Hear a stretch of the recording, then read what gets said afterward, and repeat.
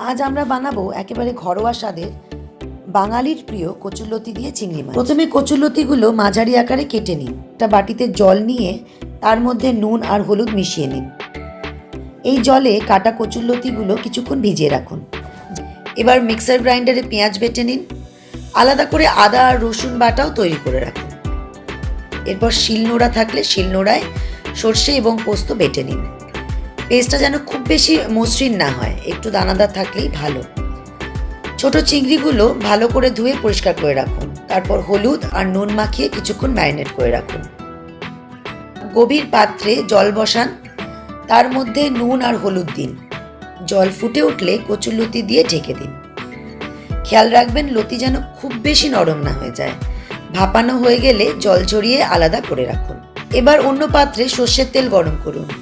তেল গরম হলে ম্যারিনেট করা চিংড়িগুলো হালকা করে ভেজে তুলে রাখুন। তেলে একটু কালো জিরে আর কাঁচা লঙ্কা ফোড়ন দিন। আস্তে আস্তে যোগ করুন পেঁয়াজ বাটা, তারপর দিন আদা রসুন বাটা। এবার হলুদ আর লাল লঙ্কার গুঁড়ো দিন। সামান্য জল দিয়ে মশলা ভালো করে কষিয়ে নিন।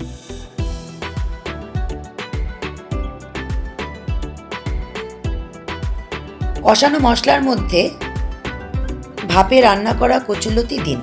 এবার দিন লেবুর রস, স্বাদ মতন নুন আর সামান্য চিনি। এরপর যোগ করুন পোস্ত আর সর্ষের যে পেস্টটা করে রেখেছিলেন সেইটা। অল্প জল দিয়ে ধীরে ধীরে কষতে থাকুন।